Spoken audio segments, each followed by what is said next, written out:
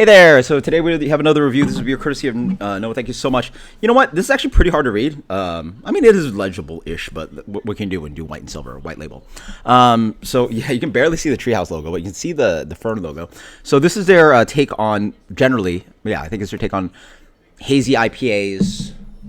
Well, obviously they make hazy IPAs, but like New Zealand hops, right? So you know what I'm gonna do? We're gonna go blind.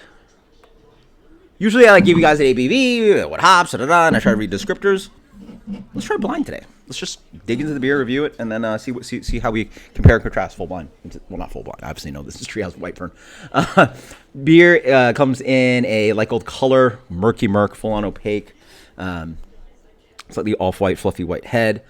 I mean, that's hazy. And from what I understand, well, yeah, at least through brewers I've listened to, the New Zealand hops are just super haze positive. You think just, oh, I'm going to dry hop with this amount with this hop and dry hop with this amount with this hop and do exactly the same. No. Hops have different compounds in them, and yeah, whatever it is in these New Zealand hops are just very haze positive and cause more haze than usual. So then again, the Treehouse beers are already pretty hazy, so it's not like they make clear hazy IPAs, if that makes any sense. Oh yeah, that smells good. A little bit green. But yeah, nice inviting, kind of like a sweet pineapple character, ripe oranges, orange peel. A little bit zippy zesty, but also just in the range of just yellow and orange fruits. Pineapple, mango. Not overly too ripe or sweet. A little bit of peach in there even, yeah. But then there's a little bit of this like, a little bit of myrcene hop burn thingy. Well, not literally burn my nose, but it does have a little bit of green thing going on. It smells awesome. Cheers. Oh. Jesus, that is thick. Nice. Oh, good amount of the hot polyphenol burn, though. A little bit. Oh, no. That's pretty interesting. That's really weird. They somehow have constructed these beers where, despite having it, I can sort of smell it, and it's on the palate, but there's enough to, like, fight. I'm very curious about this beer. Wow. Whatever their base recipe is, there's something to this beer that fights and counteracts that kind of hot burn bite. And it's actually lingering. And a lot of beers, I would just say, like, this beer sucks, dump it down the drain. This beer has that characteristic to a certain amount, and it's noticeable, and I would still say it detracts from beer. But there's enough in the beer to just counteract that. All right, so let's dig in again. Let's try that. First thing you notice is it's just, medium plus full mouthfeel. But then, about third palate way, it gets the hot burn thing. And you're like, oh, shoot, it's going to be really dry, burn. And then there's just a little bit of this kind of like pillowy, I don't know if they use wheat or oat additions or it's just malt. There's just malt sweetness that sort of like tries to like fight it. It just like takes it away. I don't know. It's like, the best analogy I can give you is something's like super, super fatty and sort of like coats your palate. But then you have like, squeeze of lime or lemon or some kind of acid on there or vinegar, or, like a vinaigrette or something. And it just helps like, cut through it. And so the pillowy sweetness sort of like battles with that polyphenol bite.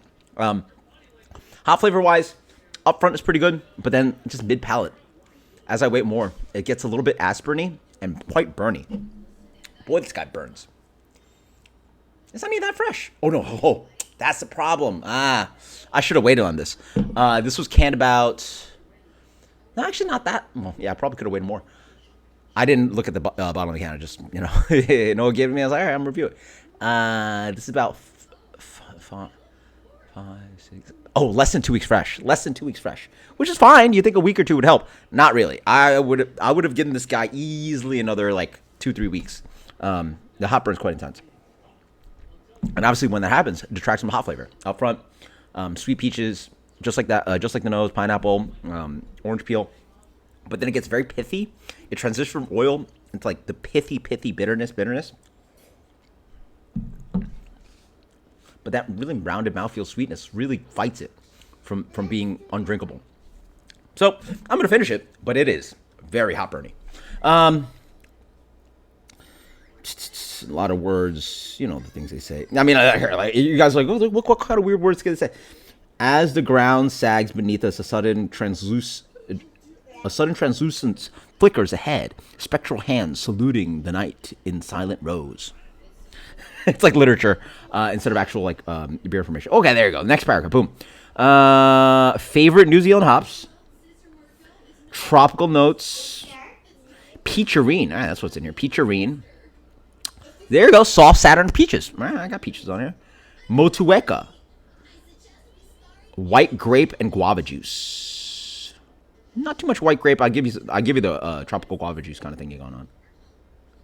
All right, 7.8% double IPA. Good, not great. Just, I mean, again, like when you have this hop burn thing, it just, I don't care who you are. Treehouse, other half monkish, fight it, like, you know, it just takes away from beer. It is pretty prominent.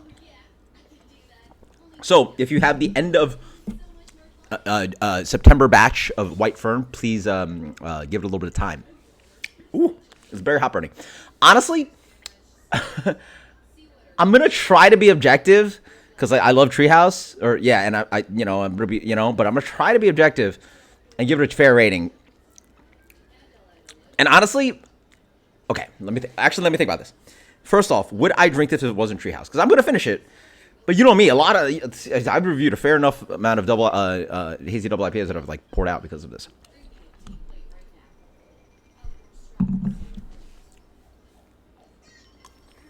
I'll finish it. Objectively, yeah, I'll finish it. But I'm not like super pumped about it. Now, it's Treehouse, it'd be blasphemy to pour it out. So yeah, obviously, I'm obviously even doubly not like likely to pour it out. I'm not going to pour it out in the first place, but then because Treehouse, I'm doubly not going to pour it out. But what kind of rating do I give it? It's like not very. Ooh, it's rough. But sweet. See, the beer's great up front. You taste the creaminess and the rich fruit, the peaches, the pineapple, the mango, sweet citrus. Maybe some of that ripe guava juice you're talking about. But then boom, hop burn, dry, very dry. Again, the molten sweetness and the hop flavor sort of like helps fight it, but very dry, detracting on the palate. Oh, okay. This might be one of the lowest. Yeah, this might be one of the lowest ratings I'm going to give Treehouse. I'm going to drink it, but 83. That's what happens, man. Like, it's literally, it's almost like half a beer if you think if like the experience is only half good. Normally, all right, I'm gonna finish it, but yeah, 83. And I will say the other Ferns that I reviewed were like 99, 99 or something. I think both were 99. 83, that's a big drop, right? But that's what happens when you got a ton of hop burn in your beer. Actually, I'm gonna give it a low rating because I'm gonna drink it, but like the hop burn is so distracting. 79. All right, that's 79 to a Treehouse beer. Until next time, cheers later.